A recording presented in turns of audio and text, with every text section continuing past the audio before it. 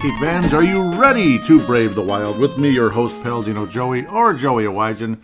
Brave the Wild is available on Apple Podcasts, Google Podcasts, Podman, Spotify, iHeartRadio, TuneIn Radio, Audible, Stitcher, and apparently Podbean, among many others. I'm sure apps out there that you can listen to the podcast. Thank you once and always for downloading and listening to the show. It is a great pleasure to be back on board with you once again today. The sun is shining in Minnesota, but unfortunately last night versus Winnipeg, not so much. We can beat good teams, we can beat really good teams, and then Winnipeg just seems to beat us up lately, all of a sudden, the last couple of weeks. Before that, we were beating up Winnipeg. That's kind of the history of the Winnipeg Jets. Isn't it, though? It's like somebody's kicking the other's ass, it feels like, one way or the other. It's fun when we get to be on the positive end, but we got to do that in the postseason. The only time we played them in the playoffs, it was 4-1 Winnipeg in 5 games, if more properly stated. Well, the Minnesota Wild played 3 games, went 2-1, of course.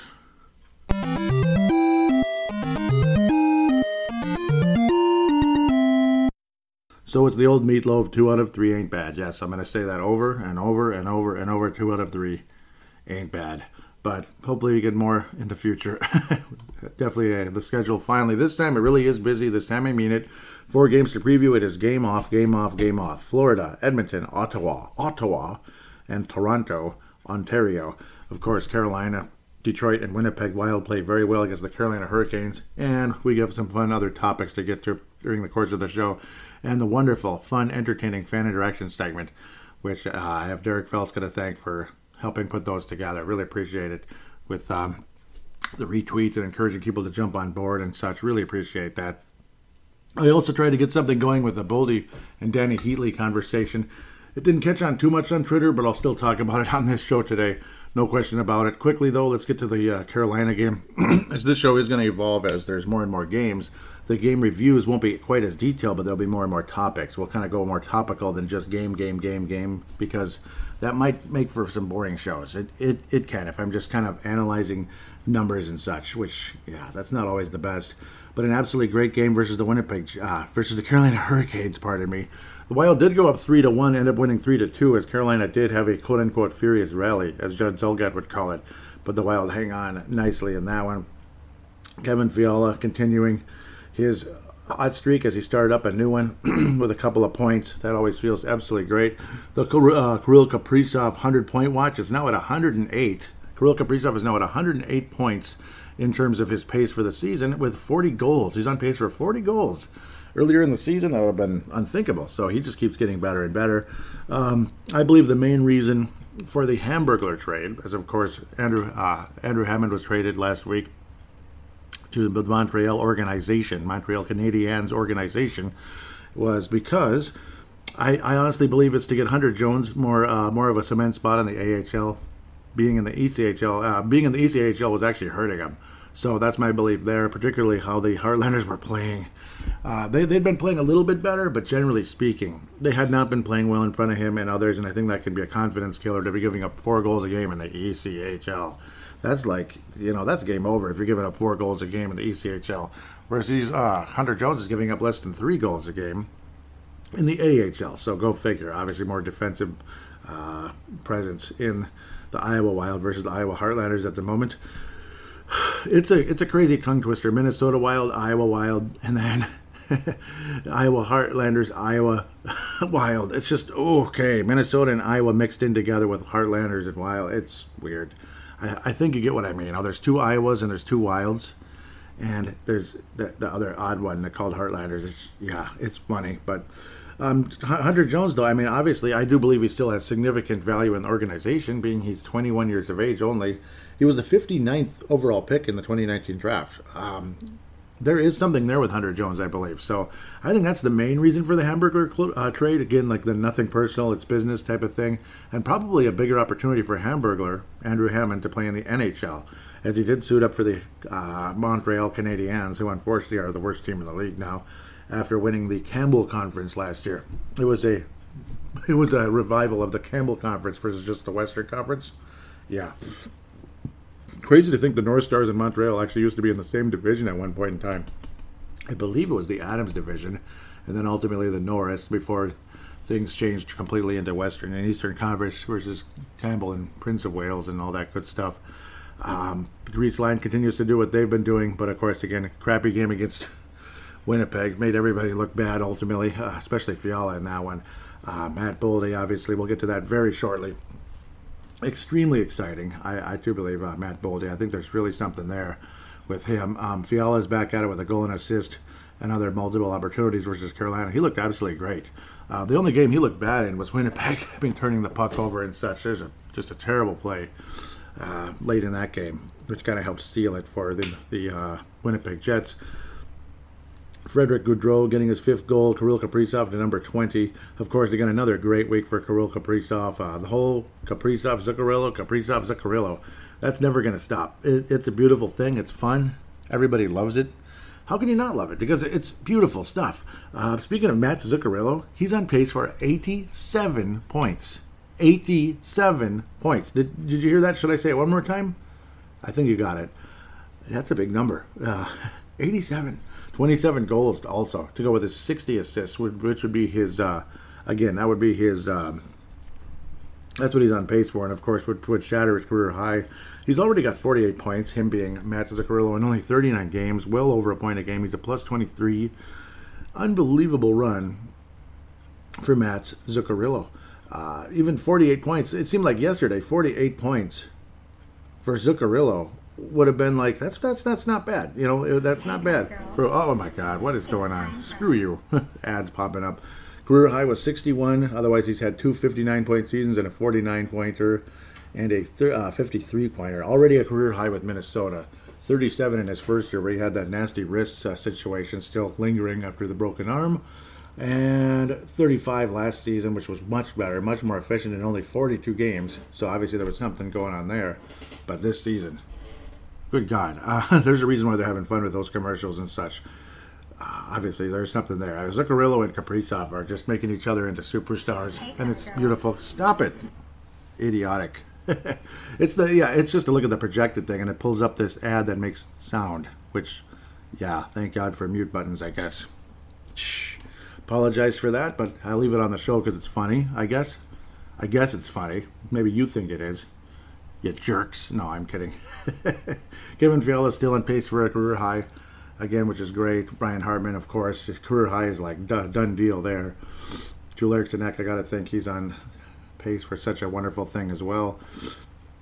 47 points. Yep, 27 goals. Not bad. You know, so 30 is possibility. I think 25 is an absolute likelihood for Drew Erickson throughout his career. And the passing skills are there.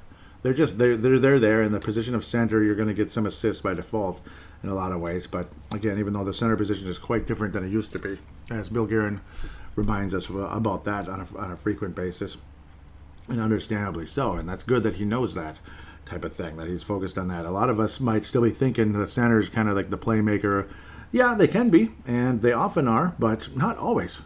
When you got guys like Zuccarello and Kaprizov, further proof it's not always the center. Center has a little different role at times. Obviously, strong defense, but of course can attack up the middle as well for a goal.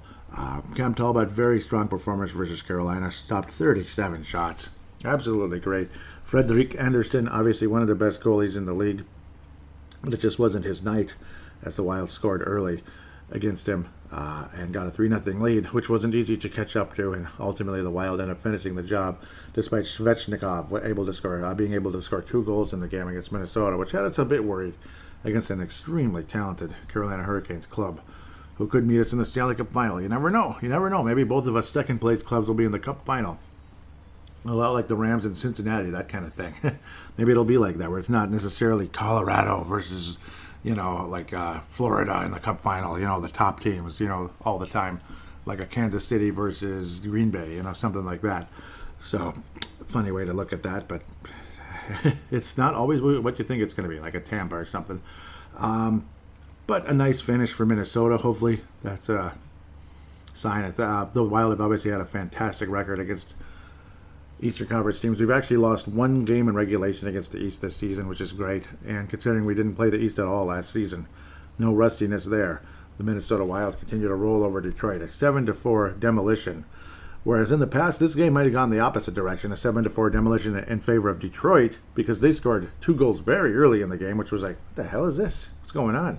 Obviously, Dylan Larkin's a great player, but it's like, dang, it's 2-0 already. This is not good. We're going to start panicking. We're going to start freaking out in the Mike Yeo or even in the Boudreau era.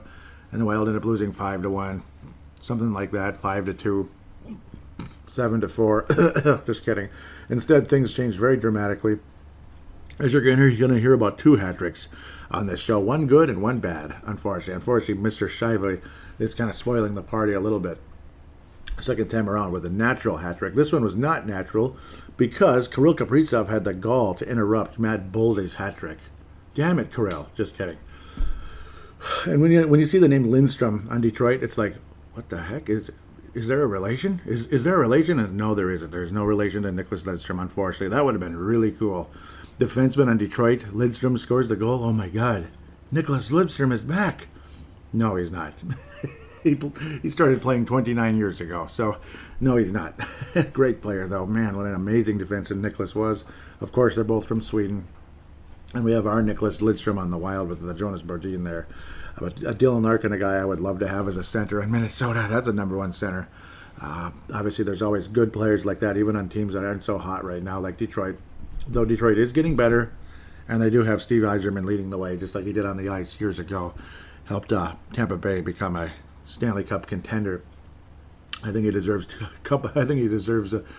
both of those rings as well, to go with the other general manager with the Tampa Bay after leaving there.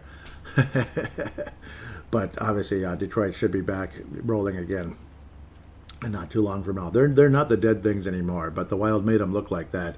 And Matt Boldy, who I've been comparing to Danny Heatley. And I'm talking about the real Danny Heatley, before all the injuries and before this and that, because obviously he just got more and more banged up, and by the time he came to Minnesota, Danny Heatley was well past his prime at a fairly young age still. Fairly young age. He's in his 30s, but he just wasn't the same guy. Still very productive in his first year in Minnesota. He did lead the Wild in scoring. But remember back then, Kirill Kaprizov and Matt Zuccarello weren't on the roster back then. Neither were, obviously by the time Parisi and Suter came, who are just spectacular scorers, right? No, I'm kidding.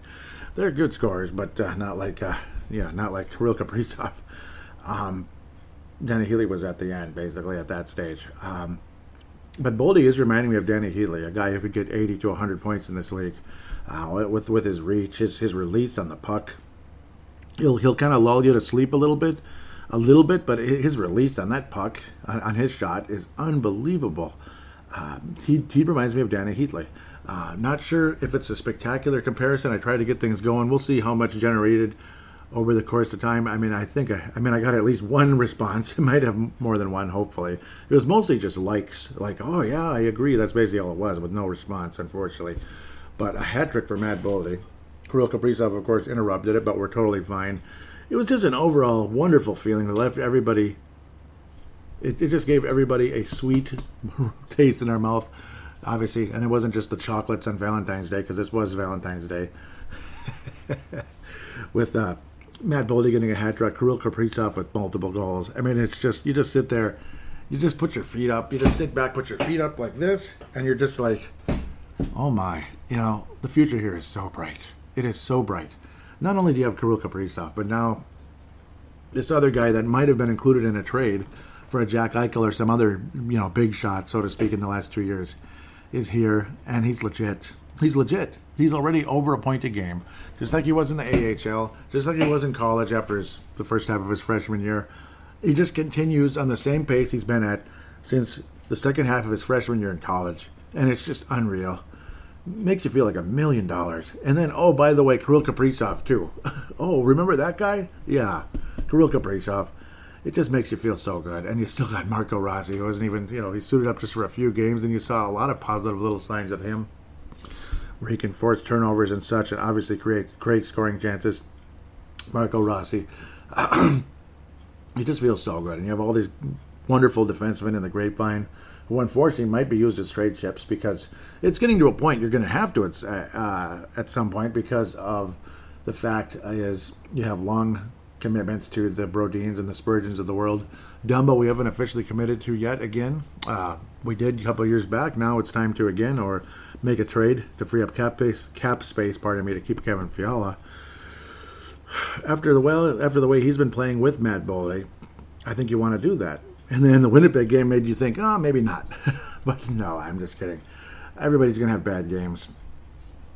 But, I mean, the chemistry with Boldy and Fiala is a beautiful thing. It's funny how Fiala only wound up with 1 assist in the game. No goals, of course. Boldy with 4 points. Absolutely sick. Jiminy Christmas. You just felt so damn good. I believe it was on one of Kaprizov's goals when Boldy got the assist, if I remember correctly. And again, the hat trick, it was one of those weird like situations where, was it Boldy? Was it Boldy? Because there were no hats, so people were like, what the heck? And then it wound up happening. It was from, Boldy was the first assist to Joel Eriksson on the power play. What a nice power play. I mean, Joel Eriksson, Boldy, Kaprizov. Woo. Man, what a nice power play that is. That's a nice group of guys right there on the power play. Spurgeon, Zuccarello, Boldy. To go along with Kaprizov and Ek. What a nice group. That's exciting. It's exciting. Absolutely great. And Hartman's been on the power play, of course. Depends on the situation. Obviously, as you get you switch guys on the power play units here and there. Fiala's on the second group. But an absolutely fun, awesome moment. Dumbo's, of course, been on the second power play unit with a powerful shot. He's got to at least be on one of them. But this game, again, left you feeling like $1 million as a fan of the Minnesota Wild. Hartman was able to get his 19th goal very late in the game as well. Oh man, 7-4, and then it's just like always, the other shoe drops, at least for one night, and then the schedule gets pretty tough with Florida, and then having to go to Edmonton. That can't be easy, but we'll see. There's always a fun phenomenon with Edmonton and Minnesota, depending on which team is playing well and not. And Ottawa will, could be a trap game. Toronto's not going to be easy.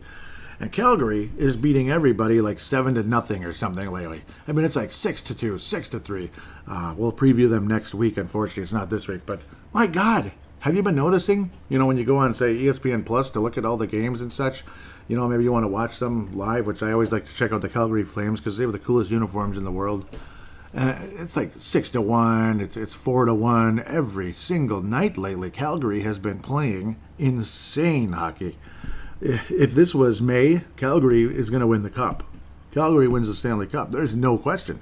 And you know what? They have the pieces to do it. When you have that good of a goaltender and that many good scorers on the roster, of course they have the pieces to do it. But unfortunately, like a couple of years back when they had that great record and they lost right away to Colorado. Let's move on to the frickin' Winnipeg game. Nobody wants to talk about it. Screw this crap. Nobody wants to talk about it. 6-3 loss to Winnipeg. And to think, we were up 1-0 after the first period, Minnesota. And we looked kind of sloppy, but not that bad. It just wasn't that exciting. Like, neither team was standing out all that much. And then Scheifele went to work. Scheifele went to work with a natural hat trick. Goal 15, 16, 17. And they all looked kind of easy. Players out of position. Just unable to keep up with the puck movement and such. And Mark Scheifele was able to kick some butt out there. He was able to score on the power play once, and then of course Blake Wheeler with what did he get? 4 assists in the game? Absolutely crazy. As obviously he's missed a lot of time the last couple of years, but when he's healthy and ready to roll, he's one hell of an awesome player. Again, 4 assists on the night for Blake Wheeler. He's the Zuccarello right now for Mark Scheifele, at least in this game. Scheifele had a Boldy type of a night with 3 goals and 1 assist. Oh man. Every time you thought the Wild were back in it, Winnipeg would answer. It was just that kind of game. It was like every time you plug up this hole, another one pops open. It was just kind of a sinking ship type of night for Minnesota. 4 goals in a row for Winnipeg. And whenever you have something like that, it's just, I don't know, it just gives me a sour taste in my mouth, like an old memory with the Gophers and Union in the National Championship game. Gopher men's, of course.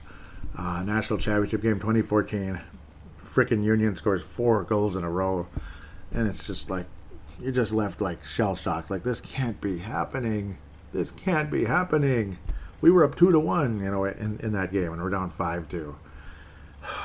It was so painful. But yep, 4 goals in a row usually spells loss, and this absolutely did. 4-1 Winnipeg. Cole Perfetti tipping the puck, redirecting it, just like Joel Eriksson redirect the Spurgeon shot earlier. Zuccarello, obviously nice release after. Gorgeous pass from Kirill Kaprizov as he was just he kind of lunged the puck forward the way he moved it to Zuccarello for his 15th goal of the year. And Hartman managed to get an assist, so thank you. He was able to get a little sip of that coffee there, where Zuccarello got most of the cup on that one with the goal. Ulikov was also able to score in the game. We're happy for him. Kyle Connor's goal, pardon me. I'm thinking about Kevin O'Connell now, Minnesota Vikings head coach. Yes, from the Los Angeles Rams offensive coordinator position. Kyle Connor, oh boy, Fiala, double whammy on Fiala. He was a -4 in the game. It was one of those where Dean Evison probably benches him. You know what I mean? It was that kind of game. Oh boy, at least overall with the -4. Some of it was bad luck, but this play was horrible. The Wild still had a chance, down 4-2. With 10 minutes remaining, of course we still have a chance. Fiala with a weird turnover, just kind of an awkward release on the puck. Merrill backs up, obviously to be ready for a possible odd man rush, because if he went forward, it's like 2-0 with poor Talbot left out to dry. And Fiala, unfortunately, commits too much, and next thing you know, he committed too much to Cole Perfetti. Cole Perfetti. And Kyle Connor's wide open all by himself, 1-on-1 with Talbot, ends up finishing. Ugh, what was going on? That was like the kind of mistakes Dumba used to make, where he'd commit too much to the wrong player. When you already have John Merrill on Cole Perfetti, and you leave Kyle Connor wide open. So that was a nasty, nasty play. Bad moment for Kevin Fiala at the end of the day. And Paul Stastny would end up finishing with an empty netter to make it 6-3 again later. Much to our chagrin. Like, so much for the extra man on the ice, as that kind of got derailed a bit last time we played Winnipeg, and it got derailed again. We got the extra man. We're unbelievable with the extra man. Was it like 13-0 or something for a while there? So much for that. That's kind of down in the dumps, at least against Winnipeg. Hope that we can get that rekindled again in the future. 6-3 loss, of course, as Kevin Fallness would say, oh, just flush this one out. Yeah, obviously you don't want to dwell on it, but it still sucked. It still sucked at the end of the day. And it's okay to say it sucked. It doesn't make you a bad fan. And if you think I'm a bad fan for saying that, whatever. With that said, any other topics to empty out the notebook here before we get into the previous segment? Oh, yeah, when Kaprizov was hitting the nose with a stick, I keep thinking Florida, but it's Carolina. Truchek is not on Florida anymore. He's in Carolina. Was traded. You could clearly see Kaprizov say, fuck you. Okay, I didn't mean to say the word, but I said it now, so I apologize. I try not to swear on this show, but you could read his lips. It was perfect. It was like, okay. Next thing you know, about a minute later, Kaprizov was punching Truchek in the nose. on a stoppage of play. It was like, this is really something. There was an unbelievable back and forth between Zuccarello and Kaprizov in 2 full rotations. That was on Kaprizov's 20th goal of the season. Just his release, Kaprizov's release on that puck was insane on that play. It was like a double give and go basically with Kaprizov and Zuccarello, kind of back and forth, just like with the coffee cup. And then Kaprizov drank the coffee in that one. It was a beauty, absolute beauty. Pardon me, that was the Detroit game. Yep, I got it mixed up because I was stuck with the Carolina game. Yep, that was the 21st goal of the year. I have it written down, 21st goal of the year. So apologize for that silliness. Again, I believe that empties the notebook for the time being, obviously. So the Mike Modano Award winner for this episode is going to be Matt Boldy with the hat trick, and just overall great play. It continues to look like a Danny Heatley type of player, Danny Heatley level, where he could get to 80 to 100 points throughout his career on a regular basis, and I freaking hope so. The future looks so bright. The James Shepard Memorial, I don't want to give it to Fiala, but it was a pretty nasty game. I mean, -4. He didn't have a good game against the Winnipeg Jets, so I'm gonna give it to him. I don't mean it in a bad way. Obviously, he had some wonderful games. He did not have his best week, though. Hopefully, it's a better one for Kevin Fiala, so he will bring in the James Shepard Memorial for this. With that, we got 4 games to preview, so we better get moving.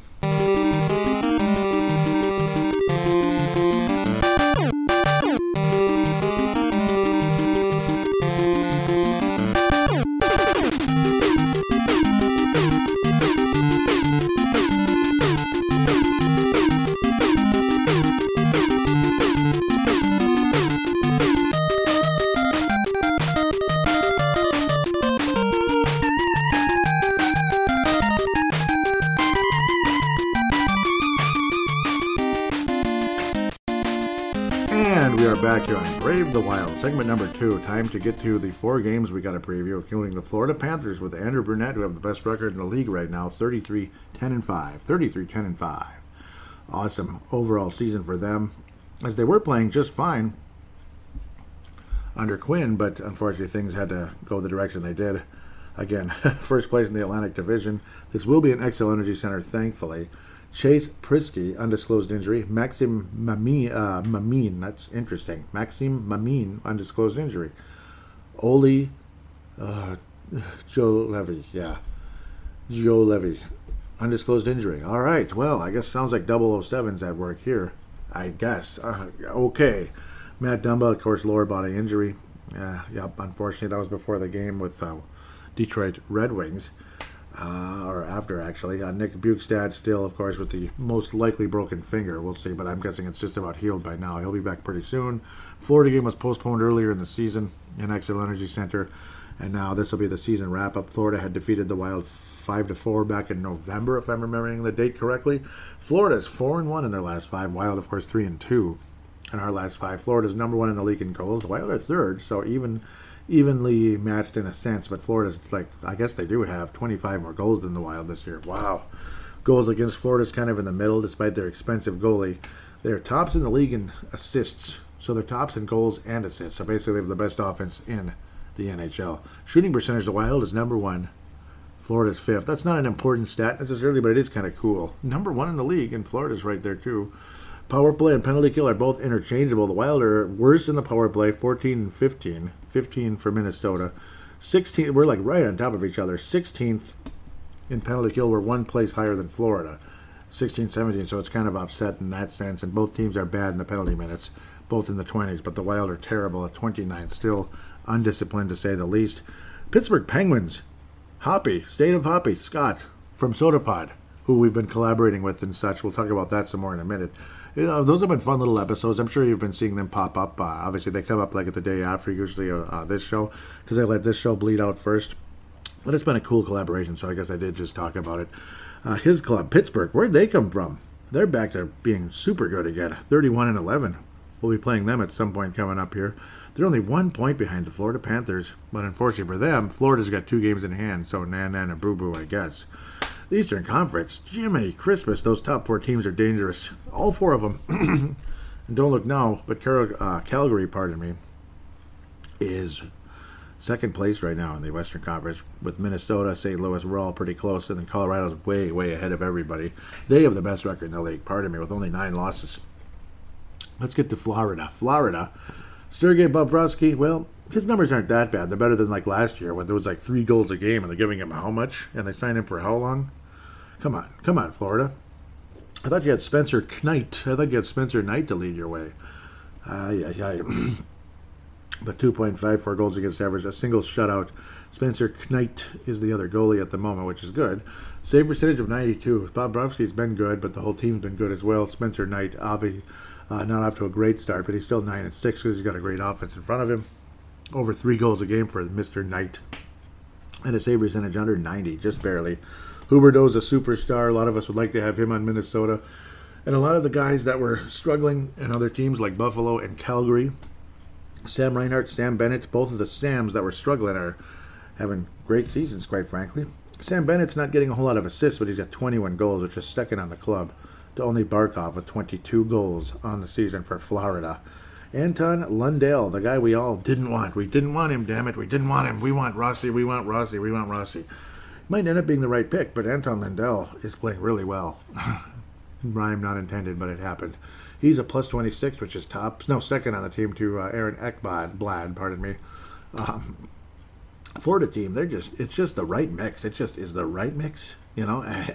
Lundell with already 32 points on the season in 44 games, 22 assists on the year. Lundell looks awesome. He looks awesome in Florida, and everybody's impressed so far. Sam Bennett, again, 21 goals, but his point total is low because only 9 assists. Sam Reinhart is number 2 on the club in scoring. Remember Sam Reinhart of the Buffalo Sabres? A highly touted player that was drafted, he was drafted high in the draft, but didn't do a whole lot with Buffalo. He's a point-a-game player in Florida. 45 points, 45 games, 17 goals. It's working out. It's working out. It's that simple. It's been awesome, to say the least. I obviously love what the Florida Panthers are accomplishing in a lot of ways. And when you look at the math, Florida versus Montreal, 48-point difference. I don't even know if that's humanly possible. Absolutely awesome, awesome, awesome job by the Florida Panthers. Apologize, I'm getting kind of a weird feeling from the creepy person upstairs. Creepy to say the least. Likes to complain for a living. That's all. You know the type. There's a billion people like that out there. They just complain for a living. Okay? That's the way you want it? That's the way you're going to get it. At the end of the day, I'm debating should the Wild be able to beat this club. I think we will. I like the way we've been playing against Florida. In fact, they are the Eastern Conference team we lost to, which is, well, it's Florida. I think the Wild win this game. I think we step up and play better after having such a terrible loss to the Winnipeg Jets. Would hate to get into a losing streak here, especially heading into Edmonton and such, and Toronto next week. So I think the Wild do get the victory. It's going to be a close, higher scoring type of game, like 5-4, similar to last time around, but the Wild come out on top. Most likely guy to score in the game. Let's go with Matt Boldy. He's going to get another one after he didn't have any points last night. Matt Boldy will score again in this game, but the Wild win 5-4 in a close one with I believe Kaapo Kähkönen in net. Maybe you don't want to put Talbot in back-to-back, but who knows? Who knows what the thought process is here? Maybe you just want to get Talbot back out there after a bad game to kind of clear things up, but I don't know. I'd probably put Kähkönen in just for the sake of mixing things up, I guess. With that said, so let's keep moving. Again, Edmonton Oilers, obviously nice to see them playing well again after a great start to the season, then a massive drop-off. They fire Tippett, who I think is a bummer, because I like Tippett a lot. He's a really good coach. I think he's underrated. And when I saw Tippett in Edmonton, I thought it'd be a perfect match with a great offense, great offensive studs, and a defensive-minded coach. I thought it'd be a perfect fit, and it looked like it for a minute there. And things just kind of kept getting worse and worse. Minnesota defeated Edmonton 4-1 earlier this season. We had a game postponed, like we had every Canadian game postponed at least once. This one will be in Edmonton, and the final match of this season series will be in Xcel Energy Center on Tuesday, April the 12th. So, yep, it'll be Edmonton dominated in terms of home. Edmonton is 3-2 in their last 5. They beat LA. They lost. Let's go backwards. They lose 4-0 to Vegas, 4-1 to Chicago. I believe that's about when Tippett was let go, unfortunately. And with the Islanders 3-1 victory, 3-0 win over San Jose. Nice. 5-2 win in Los Angeles for Edmonton. 12th in the league in goals, despite such great stars at the top. They were higher up earlier in the season, but again, they had such a drop-off during the course of time. Power play is 3rd in the league, which was number 1 earlier in the season. So their power play is definitely way better than Minnesota. Penalty kill is inferior, which isn't too surprising at the end of the day. But obviously not good in goals against, 22nd, with mediocre goaltenders in the net. Kyle Turris, who's been all over the place, undisclosed injury on Feb 10th. Zach Kassian, fractured jaw, yikes, on the 9th of February. And Duncan Keith, the old wily Chicago Blackhawk veteran defenseman, with a concussion as of Feb the 9th, unfortunately. Draisaitl and we got Draisaitl and McDavid, of course, both tied in overall scoring, where Draisaitl has 33 goals, which leads the league pretty much. Both these guys are at the top of the whole league in scoring. Ryan Nugent-Hopkins at 35 points, 28 assists on the season. Amazing run for those guys, though. And earlier in the season, of course, we all remember Draisaitl having the exchange with the media member, the reporter in Edmonton there, asking why are you so pissy? And Draisaitl was like, I'm not pissy, because he was just kind of like giving half-assed answers, basically, was Draisaitl. They started playing better after that, and then they started dropping off again, and then Tippett was gone. So it is what it is. Edmonton, we'll see how dangerous they are. They certainly have been lately. They're only 4 points behind Vegas with 2 games in hand, and they are 7 points behind Calgary for the division lead in the Pacific, as that's how good Calgary's been. I mean, they deserve to be in first place the way they're pounding everybody lately. So they're ahead of Vegas with 2 games in hand. Impressive run by the Calgary Flames. I can't wait to play them. Daryl Sutter-led Calgary Flames. Can't wait. It's going to be fun. We get to finally talk about the Flames again on this show. Koskinen and Smith give up goals. They just do. 3 goals a game each, basically. Minnesota we always play well against Edmonton when they're good, and then we always slack off and lose to them when they're bad, particularly in the Parisi Suter era. It was all the time. Those nasty matinee games, and guys like Darnell Nurse, who didn't score much at the time, would have a big goal and kill the Wild's chances. I don't want to be over the top optimistic. I mean, we have to lose one or two of these games, Edmonton and Florida. Maybe we don't win this one, unfortunately. Maybe we don't win this one, like McDavid, Draisaitl, all that good stuff. It's going to be like 3-2. No, not going to be 3-2. Like 4-3, 5-3, maybe empty net type of situation. Edmonton wins the game, believe it or not. But I think we'll win the season series in April at the end of the day. But yeah, I don't think we're going to sweep the Edmonton Oilers, even though you'd hope we would. But I don't know. Maybe this is just the time where we don't beat them, basically. The most likely guy to score in this game will be Ryan Hartman, but the Wild end up not winning the game in Edmonton. Let's keep moving. If humanly possible, to play the Ottawa Senators, because if I pick the Wild to lose to Ottawa, then I'm not a true fan, right? That would be bad. Right. November the 20th, I just called it November. February the 22nd, as the month is just flying by again. Ottawa's putting some nice players together. Things are getting better there, but it's still not there yet. Still got a ways to go. Anton Forsberg has some moments as the goalie. Matt Murray, undisclosed injury as of the 15th, so we'll see what happens with him. There's a good chance we'll see Forsberg in that in this one. Thomas Chabot, upper body injury, left game on the 13th. Josh Norris, shoulder, that's never good, on the 27th of January. For the Ottawa Senators, they're in the 20s in almost everything. In fact, yes, except penalty kill, they're 12th. That's their strongest point. Everything else, they're like 26th, 22nd, 29th in assists. It's pretty crazy. Penalty minutes, even they're not good. Minnesota barely beat this club because we were kind of struggling at the time, and then we had to beat somebody, so we won in overtime versus Ottawa. It was pretty frustrating, as the Wild were playing like crap at the time. This is only the second of 2 games for the whole series. As we'll wrap up the series, as we had a postponement about a month and a half ago. It's been a while, several weeks ago, where we were going to play Ottawa pretty close together. Wind up playing them now on the 22nd, which is totally fine. Ottawa is 2-3 in their last 5. They beat Carolina on the 8th. Impressive. 4-3. Shut out by Pittsburgh. Shut out by Boston. Ouch. That would suck to have back-to-back games. And then Ottawa beats Washington in the nation's capital. Pretty good Capitals club. 4-1. Impressive. And then 5-2 loss to a nice St. Louis team in Ottawa. So, obviously, there's some talented players on the roster. Brady Tkachuk, he's not as spectacular as his brother has been with Calgary Flames. Drake Batherson, both of them leading the club in scoring pretty much. 35 points for Tkachuk and 34 for Batherson. Both of them more assists than goals, which is fine. Josh Norris leads the club in goals with 18, but only 8 assists. Thomas Chabot with 21 assists on the season. 8 power play assists. Impressive. And Tim Stützle still developing, but at least 24 points in 45 games. At least there's something there to work with. Tyler Ennis has been hanging around. He's having an okay run. Chris Tierney's not impressing anybody. You'd think his numbers would be better here, say the Wild trade for him, as he's one of those possibilities, but he's probably bottom 6 coming here. He's not going to be a top 6 center for Minnesota. Chris Tierney, the former San Jose Shark, only 14 points in 46 games. Of course, he's not going to dominate on Ottawa, especially when things aren't so hot there. Because obviously the better players you have around you, the better numbers are going to be. Like Zuccarello wouldn't have 48 points with the Ottawa Senators. Probably not. I don't think so. Maybe 30. Something like that. It'd still be respectable, but it wouldn't be as great. Goaltending situation, Anton Forsberg, 2.88 goals against average with a shutout and a 9.15 save percentage. Matt Murray, 9.19 save percentage with a shutout. A little lower goals against average as well, but more snake bit. Only 5 wins on the season. Yikes. What the heck, right?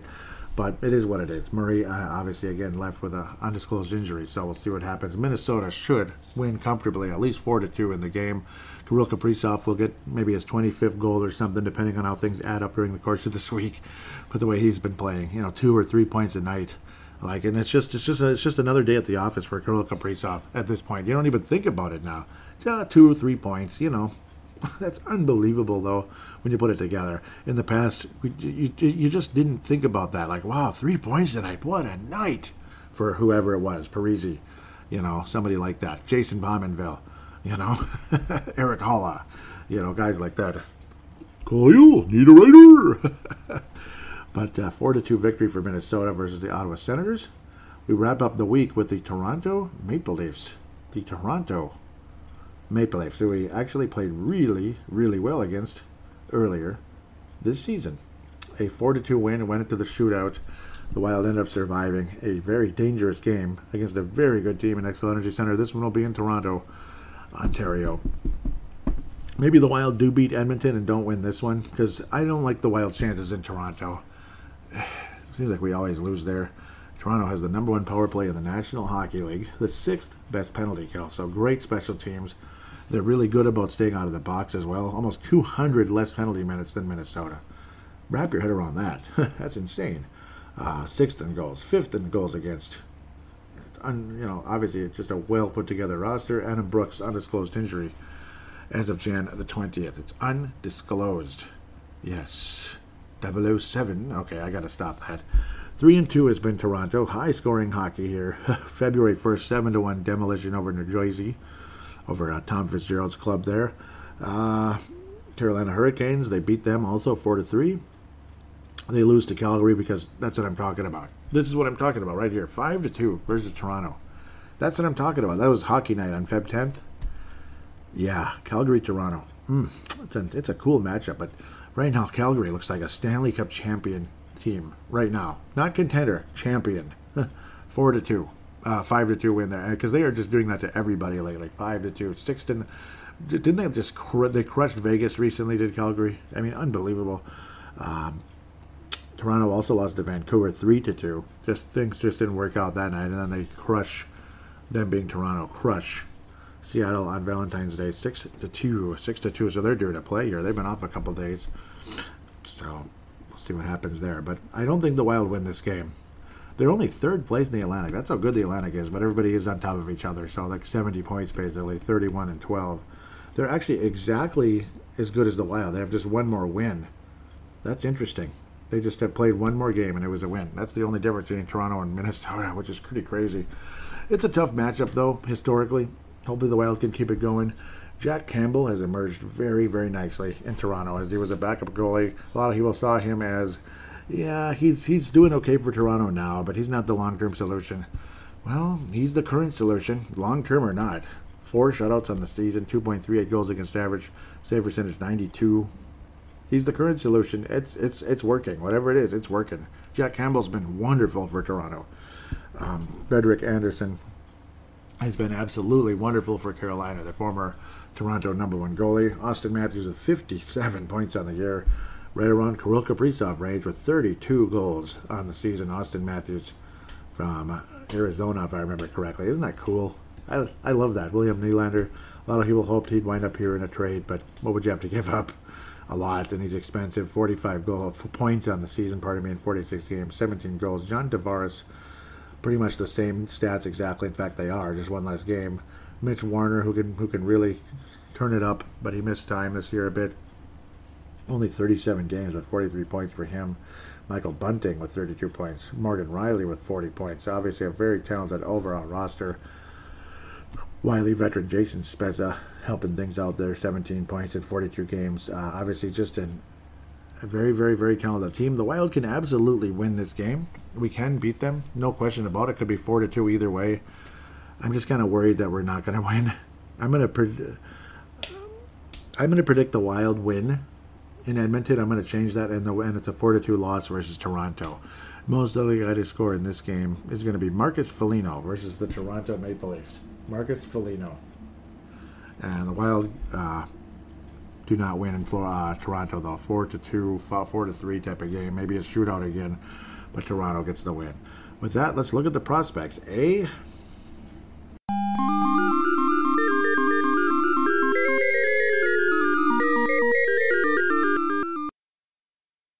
And let's go, as we usually do, opening things up with the Iowa Wild. As they continue to play a little bit better. They've kind of been back and forth. 4-3 win, 4-3 loss of late. Including a 3-2 loss recently to the Rockford Ice Hogs. Ice Hogs, gotta like that. Marco Rossi factoring on Brendan Miller's first goal. Graham Rosa continuing to get things done. He continues to rack up the statistics, to rack up the numbers in Iowa. Cramarosa, he's been having a bit of a good run lately, as has Mitchell Chaffee. As he'd been fairly quiet, now he's at 17 points in 21 games. He had the hat trick 2 weeks ago, 10 goals on the season. Marco Rossi's leading in goals and assists, which is wonderful. 14 goals, 24 assists. He's kind of like the, I don't know, he's kind of like the Zuccarello, you could say, or the Kaprizov of Iowa. Maybe the Zuccarello at the end of the day at this point, but obviously been setting players up. He's clearly the best player on the team. He's leading in everything basically except penalty minutes, which is good. He's a plus 11 to go along with that as well, which is tops on the club. Adam Beckman stuck at 23 points. Kyle Rao right at almost a point a game. Mason Shaw's having a strong season. It hasn't factored the past couple of games, unfortunately. Neither has Kalen Addison, unfortunately. But at least things are rolling in that direction. Hunter Jones, the backup now. He's cemented as the backup now in the AHL, so good for him. 2.81. He has not been in net. It's been Zane McIntyre, who's been absolutely great. 2.24 goals against average. We signed him a few weeks back. That was kind of a sign that a trade could be happening, that we kind of wanted to give Andrew Hammond a chance. A trade had to be on the way. And then again, Hunter Jones now getting what we believe would be somewhat regular action in the AHL. Eventually, he's going to be the main starter, I got to think, just like Capo Kakinen was kind of like that, though he was kind of back and forth with Hammond for quite a while as well. Dare we look briefly into Iowa, the Iowa Heartlanders, the other Iowa club. Chris Bennett, obviously, is just leading in everything, but he's 25 years of age, this and that. Bryce Misley, he got his third, I believe. Yep, he was able to score again recently as well. A few games back, he's at 3 goals in 14 games has been Bryce Misley. Hovanov, 3 points in 12 games. So both of those guys not factoring too much in the scoring, unfortunately. Misley was a 4th-round pick. Hovanov, a 2nd-round pick.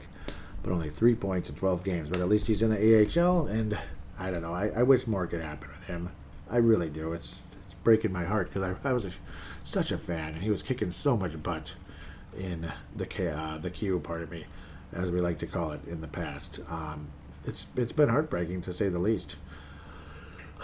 Definitely heartbreaking to say the least. Jesper Wallstedt, obviously, so we'll kind of go to some of the top prospects here. Obviously, he's our main guy.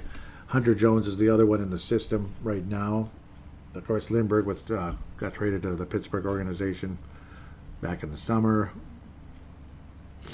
Pardon me. Jesper Wallstedt, generally speaking, has been excellent for the Swedish Hockey League. 1.95 goals against average, generally speaking. So, obviously, and he's 11-9 on the season. Save percentage of 91.8, so almost 92 points. 92%, pardon me, for Jesper Wallstedt. Other guys like Marshall Warren. We'll kind of go from college and Euro back and forth. Nikita Nestorenko. Not sure what's happening here. That was odd. So we'll go back where we need to be here. Nikita Nestorenko. 20 points in 29 games for Boston College. 15 assists, so that's good, setting other players up. Marshall Warren, 16 points now. Was able to get his 4th goal of the season. Now it's 16 total points. A career high, but not at a great pace necessarily. He was at a faster pace last year. So we'll see what happens. And, of course, the plus-minus is way down. I've talked about that before. Because Boston College just isn't as good this year. Vladimir Firstov, yep, now he's finally getting things going a bit. He had a multi-point game this past week. 19 points now, 9 goals, 10 assists in 26 games, pardon me, for the University of Connecticut. He's a junior at this stage. Firstov, stepping up a bit the past few weeks. Maybe he heard me kind of getting worried about him, so he stepped it up. Good for him. Pavel Novak, 52 points in 39 games. Really happy to see what he's doing. That makes you feel absolutely great. Love to see Pavel Novak continuing to play as well as he has. I've been definitely a fan. He was actually Player of the Week this past week with MNW Prospects, which is also known as Young Guns. Pavel Novak has been wonderful. Looks like he's projected to have an 87-point season in the WHL. Good for him. 87-point season. That's the projection for him being Pavel Novak. Really cool. Damon Hunt. This thing is not cooperating with what I'd like here. Okay, Damon Hunt, Moose Jaw Warriors, of course, also the WHL. We love that Western Hockey League. He's projected for 41 points in 54 games. That's pretty good when you put those together. 27 points thus far in 36 games for Damon Hunt. Of course, again, another one of those guys who's captain material, along with Ryan O'Rourke, who absolutely is captain material. He's been pretty much a captain everywhere he's gone, even at a young age in certain leagues. He's on pace for 49 points in the WHL this year in 57 games. And he's the captain of the Sioux Greyhounds with 29 points in 34 games thus far. It's unfortunate what happened with the U.S. club, though, unable to get into the goal. They got beat by Czechia, if I remember correctly, so that's always a bummer. But good for Pavel Bennett, of course. Jeez, yeah, seems like he's who's Nadinov. Just no real progress going on right now with him, unfortunately, even though he has some great moments. Nate Benoit, always love that, the Benoit watch with his points and such. It's entertaining, as he was at a point a week stretch. Now he's still stuck at 6. That's a bummer. He's projected for 10th, and he is on his way to the University of North Dakota next season. University of North Dakota. So we will have one of those guys again. That's where Nate Benoit is heading. Josh Pilar, I'm kind of going backwards this week compared to previous weeks, kind of bouncing all over the place. Obviously a big fan of his. Still only one game with Saskatoon. I'm not sure what's going on there. Must have been injured, though, unfortunately. So that's unfortunate. Kyle Mostas, of course, a big fan of his. Moving forward, another good, solid defenseman in the grapevine, so to speak. But we're going to have to wait and see. He's on the right side for him. He's at 11 points on the season, and he's a plus 24, which is really, really good compared to what he's been in the past. Jack Pert, and I skipped Caden Bankier. We'll get back to him. Caden Bankier. Jack Pert out there, obviously having some wonderful days. He's got 15 points on the season now at this stage in 22 games. Again, he'd missed a little bit of time, but when he's been out there, he's been so good, and he's had some up and down overall performances. He did play on the USA Under 20 club and scored in the only game he was in with that. Caden Bankier. And of course, again, Jack Pert has been wonderful freshman year so far for him with the St. Cloud State Huskies. Bankier, 39 points now for Kamloops, and he was at a point-a-game clip earlier in the season, and that just kind of went away, unfortunately. He was at a point-a-game last year in a very limited season due to the COVID protocol stuff, but obviously he's at a slower pace this year, which is frustrating. A couple of the guys that have slowed down this year. I bet Carson Lambos wrap things up with him. It feels like it's been a little bit of a frustrating year for him as well. Obviously, he's had some great moments, but he's finally got some more points here now. 24 points in 23 games, which is phenomenal for a defenseman. Let's be fair. He's on pace for what they're saying projected for 54 points. 54 points in 51 games. So I can't complain too much about Carson Lambos. Like when he's healthy and ready to roll, he is an elite defenseman, offense and defense. He's got all kinds of potential to be a top pairing defenseman in the NHL. At the very least, an excellent second pairing defenseman. But I think he's going to be the future top left shot defenseman for Minnesota going forward. So really exciting when you think about what Carson Lambos will bring long term to Minnesota. Let's take a quick break and head into fan interaction now.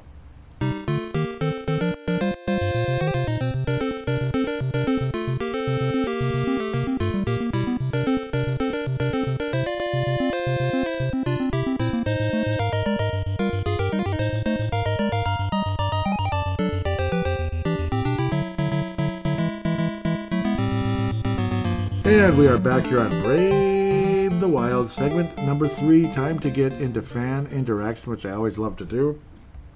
Hopefully I set it up correctly, because obviously last time, or some of the times I'd ask a question, I wouldn't even put hashtag ReadWMN, so I'd have to redo it, basically, because I like to have things organized. Otherwise it's going to be a disaster looking for it. So, again, at Brave the Wild is the Twitter account. Really appreciate all of you that have retweeted this show over the course of time. I mean, it just means so much. Thank you. Like a lot of you did retweet it. I'm going to check and see who that is real quick if I can, because it should be mentioned. Yep, Vince Germano, thank you so much. Steve Snyder retweeted it, and Derek Velska. Thank you guys so much. And I had Purple Mafia show do it as well. Sometimes I have my shows help each other a little bit, if that's okay. And of course, I always try to mention all of you that were in the questions and comments and such, because it really means a lot. I was saying on this day, I was sharing this last week. On this day in NHL history, 1966, the original 6 becomes 12 as franchises are granted to Los Angeles, Pittsburgh, Philadelphia, St. Louis, Minneapolis, and San Francisco. That would be the Seals, of course, the Golden Seals, which ultimately, in an indirect, weird, crazy, Star Trek I don't even know how to explain it, where it would like change shape and then turn into something else, became the San Jose Sharks. And how did they do it? They did it by the Golden Seals when they moved to Cleveland, and the Cleveland Barons merged with the Minnesota North Stars in the late 70s, and the Minnesota North Stars had like a big part of their team kind of like, what do they call that? Like, I don't even know what the scientific term is now. I don't know if it's metamorphosis or what the heck it is. But like a big piece comes out, like a big drop of water basically, and goes to San Jose to help form the Sharks. So go figure, somehow, some way, the Golden Seals always were the San Jose Sharks, and the San Jose Sharks always have been the Golden Seals. Isn't that cool? Yeah, I thought you'd like that. Minneapolis, though. What do you mean Minneapolis? You mean Bloomington, right? That's where the North Stars wound up playing. Of course, the Kings are still there. Philadelphia is still there. St. Louis is still there. And the Seals, whatever, that was a very interesting trip through history. And the Pittsburgh Penguins are still there, of course. But a very interesting trip through history. They had the most interesting route of going all over the place to ultimately become the San Jose Sharks. But that franchise is not officially listed as back in 1966. It is 1992 with Les Sharks. No, 91, pardon me, 91. 91. Okay, so, yeah, that's when the Guns like took the team and moved them to San Jose. They took a big chunk of the team and went to San Jose. The Guns owned Cleveland Barons. Think about it. Cleveland Barons were the Golden Seals. Yeah, it's just fascinating. And nobody liked it or retweeted it. Nobody cared. What the heck, guys? Come on, that's mean. That hurt my feelings. Okay, and then we had the collaboration show, which of course I'm working together with Locked On, the Soda Pod, Minnesota Sports Chat, Sound the Foghorn, Judd's Buds, and MNCAA, which is also part of the Soda Pod. We're all kind of collaborating with the Soda Pod. We're all taking little clips of our shows and putting them, we're sending them into the Soda Pod. They merge them all together to make one show, which is kind of cool. So it's like little five-ish minute clips that all kind of merge together to form Minnesota Sports Collaboration Show, which is, again, through the Soda Pod feed. And then we also pump it through our feed as well, like the Brave the Wild feed. I pump it through as well. So that way we all kind of expose each other in a positive light. At least I would hope so. Maybe people hear mine. Mine's dead last all the time, which is fine. I'm just kind of joking about it. I think it's funny. I'm dead last. Yeah, maybe I'm the least popular. Maybe I have the worst sound. Maybe I'm just the worst host. I don't know, where I'm the least popular. I have no idea, but that's fine. Maybe they're just saving the best for last. Maybe that's the real reason, because come on, nudge here. Okay, I'll shut up. I was getting out the question here. I'm going to try to do these from time to time because let's just say I was told it was a good idea when I had the dumb Fiala question out there. That was a phenomenon. That was really cool. And I'm going to try to get those out there more often if I can, like a question of the week that hopefully generates a good amount of conversation and can help make the show a little better. I was saying Matt Boldy is starting to remind me of Danny Heatley, and I'm talking the real one before he got here. Crazy or realistic comparison? ? And I only got one response, but I got retweets, which was greatly appreciated by those of you that did. God Sex Sin, Sebastian Barton from Mankato, says probably a good comparison, but let's see how he does as teams account for him. Yep, because how they adjust, just like with Kaprizov. They adjusted, and that, especially in that Vegas series. The future is insanely bright for the Minnesota Wild. Absolutely. Thank you, Sebastian. At least I got somebody on there, and thank you for that. Derek says, got a question that's keeping you up at night? Ask Brave the Wild. Just tag it, #BTWMN, and ask as many as you please. Thank you again, Derek, always. And I do mean that sincerely. Derek says, prospect winger Adam Beckman has kind of flattened. Yes, he has. Statistically speaking, the last 2 months. Should fans and the Minnesota Wild be concerned about that? Does that vindicate the team for not giving him a roster spot out of training camp? I think you're correct, yeah. I think it was probably the right thing to do. He was on a nice run. I mean, maybe you never know, but I'm guessing if he's gonna flatline, as you put it, which is an accurate statement, he would have definitely flatlined here as well. So I think it's okay. Let him develop, because let's just say Kalen Addison flatlined a bit last year, didn't he? So, and it's okay, as they say, just like the turkey breast in the oven right now that I'm looking at. Let him cook for, let him cook in the AHL for a little bit, before obviously he'd be too raw, so to speak.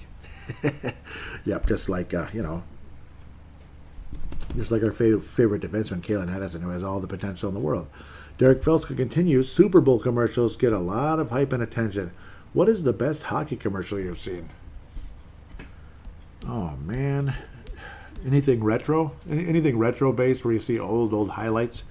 I don't have a distinct commercial at the top of my head, but I remember, was it last year, 2 years ago? They had one that had all these retro stars like Lemieux and Gretzky and all them, like holding up the cup and such. It's usually stuff like that. Like, it's the cup. Maybe that's what it is. Where you get to see all these past champions, even though Lemieux caused us a bit of heartbreak in 1991, a bit when the North Stars looked like they might win that thing. And then they just got crushed 3 games in a row, which was not fun. It was not fun at all. We were up 2-1 in that series, folks. Yes, we were. Continuing. Derek Felska says, should the Minnesota Wild include more chiptunes as part of its in-game arena music? If so, what chiptunes would you suggest they play? I love it. At first, I was like, wait a minute, what's a chiptune? And it's like, oh, yeah. So it's, for some of you wondering what the heck that might be, it's basically like parts of like video game soundtracks, 8-bit music, like, say, Pac-Man, I think you could kind of have a wide variety of things, even like a Centipede, the Spy Hunter song, I think it'd be cool. Like, that one would be a really good one right before a face-off. The Spy Hunter.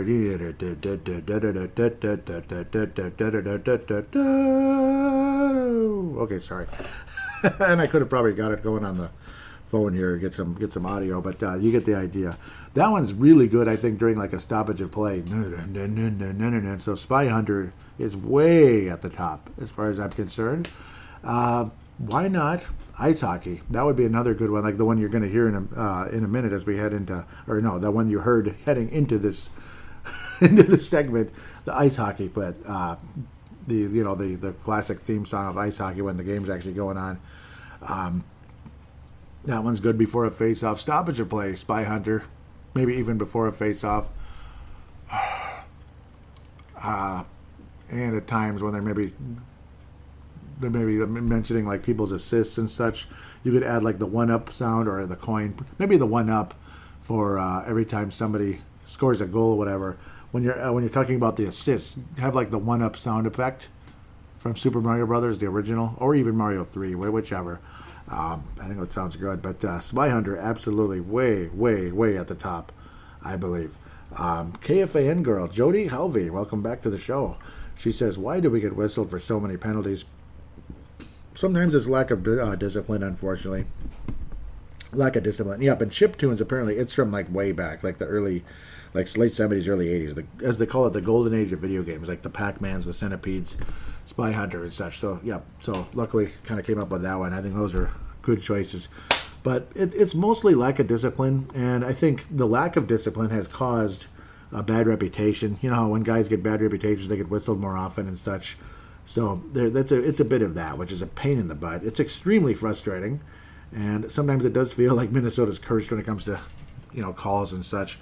And I felt bad for Cincinnati last week as well in the Super Bowl a bit late down the stretch, though of course T. Higgins did have a face mask on a guy I'm not a big fan of lately, Jalen Ramsey.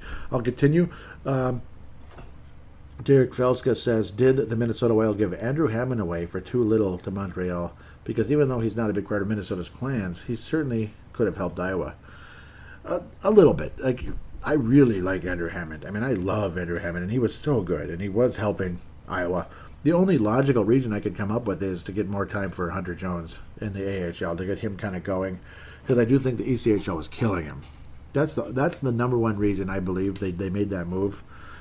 And unfortunately, Andrew Hammond's in his 30s, and yeah, it did feel like we just kind of gave him away, though, kind of for a 26-year-old minor leaguer. You know, like, who's that again? You know, that type of deal. So I do think it's just Hunter Jones. It's basically freeing up space for Hunter Jones. That's my belief, and it sure feels that way. Brian Herrera, I almost called him Ryan. I'm sorry, Brian. And again, congratulations once again on the next of kin there. If the Wild started a metal band, who would you have on bass, drums, guitars, and vocals? Uh-oh. I'm not that good at this. But there would be Journey, let's say. I think Journey would be the vocals, like the lead singer of Journey. There'd be a lot of Journey involved. I like Journey when it comes to rock and roll. Or Europe. Oh, man. See, like, I'm not good about the bass, drums, guitars. Ringo Starr on the drums, right? That's getting back too far, probably. That's not a metal band. No, it's not a metal band. My knowledge is not that good. I'm going to admit it's not. I hear the music and I like it, but my knowledge of certain like artists, like who's better than who when it comes to like drums and all that, I'm not as good. I deeply apologize. So hopefully you don't hate me for that one. Brian Herrera shared Brad Ratkin's tweet here. Thank you very much, Brian, for that. Minnesota Wild, a top contender for winning the Stanley Cup, are only among the best of the rest of the after the top contenders. I think we're a top contender. Well, it's like we're kind of on the border. It's kind of up to us at this point. We're kind of on the border, which might sound like a lame answer. Like, are you even answering my question? I do think we're a potential top 5 team. Top 10, absolutely. I do think we're a potential top 5 team, though. Obviously, when you have guys like Kaprizov and just the attitude in the room. So I'm going to lean towards we are top 5 for that. That doesn't make us, like obviously the favorite to win it, but we're maybe the 5th or 6th team for that. Thank you, Brad. Jay Bushy says, so far liking the 50-50 goalie split in games. Me too, Jay. I think this has to continue, so they're both not overworked during the second half. My thoughts are 100% agreement. Yep, I've been crying for that. I've been crying out for that. Keep it coming, Coach Dean Evison. Don't do the Devin Dubnyk deal like we did in the past with Boudreau and Mike Yeo. Devin Dubnyk would always drop off at the end of the year, and it would always be somebody else's fault. Well, it could have been the coach's fault, too. Ty Sandstrom comes back. Great to hear from you, Ty. He says, do you think the NHL might soon do away with the... Yep, this is an interesting one. Trapezoid. It seems like a tired rule that has outlived its intended effect. I'd like to see goalies be able to play the puck freely and reopen a different aspect of the game. Yeah, I mean, I agree with that. I do. And Brian was kind of saying something that makes sense, too. He was saying, I think it should stay but be changed. Make it a goalie no-hit zone. If the goalie plays the puck inside the trap, he's fair game. Or outside the trap, he's fair game. That's an interesting one, yeah. That's an interesting deal. I think that's... Yep, I think that's an interesting idea. So I don't disagree with either of you on that one. Anything to help the game is a good thing, where we don't have too many rules, too many restrictions and such, which can hurt the game at times. Some people would even say get rid of offsides, but I don't know. Then there could potentially be a lot of cherry picking. That's what people are afraid of. Looks like Brian and Derek shared the same one, and then we get one more for Brad Ratkin to wrap this up. Bigger need for Wild in the playoffs. More physical players are number one center. I think we have a good number of physical players. Obviously, number one center is the number one thing in the league, pretty much, other than a number one goaltender. Number one, right? Yep, we have physical players, and we kind of went that way before. And if we did get a physical player, let's not give up a first-round pick like we did with Chuck Fletcher in the past, with Hansel, who just killed that team. It was so depressing. Of course, it was a fragile locker room to begin with at the time. But number one center, if humanly possible. But that's the other side of it. Do you want to give up the farm? Of course, we do have an overstock of defensemen in the system. With that said, thank you guys so much for your inclusion on the show. Really, really, really, really appreciate it. I'll make sure you are mentioned in the show description and in the tweet. Really appreciate you guys. It means so much. I really appreciate the advice behind the scenes, too, from guys like Derek. Really appreciate you. MNW Prospects, major shout-out, of course, Young Guns. I'm proud to be a part of it, as well as Pavel Bennett, Brandon Quast, Justin Bakke of the Sound of Algorand podcast. Thank you guys so much for having me be a part of such an amazing website with talking about the prospects. And Derek does a great job talking about the prospects as well. In fact, he's been doing crease and assists for about 17 years now, right? It's got to be 17 now. He is just unreal with the information about the prospects and the game and such, an honest opinion and this and that. No fanboys allowed, basically, which is a good thing. I try to not be a fanboy either, this and that, but really appreciate what you guys do with MNW Prospects. And, of course, Derek Felsk at Crease and Assist just does an amazing job. Major shout-out to Minnesota Wild Global, Scott Cavendish, who got that thing started. Chance Kostick, David Kostick, Kathy Main, David Abraham. Really appreciate you. Chad Walski, of course. How could I forget? Chad Walski's an awesome guy. Michael Fick. I believe there's another message. Nope, that one's Were you comparing their? Yes, a bit. Yep, he was asking me. Derek was asking me about the Heatley and yep, mostly about Heatley and Matt Boldy. Yep, it's kind of a combination of things like their size, their presence on the ice, release on the puck. I might be ignorant about it, but I can see potential there. And even point totals. It's kind of a bit of everything with that. Shout out to Minnesota Wild Nation as well. Always appreciate that page. They do a great job. Patrick Turner, he does a great job with his spreads there as well.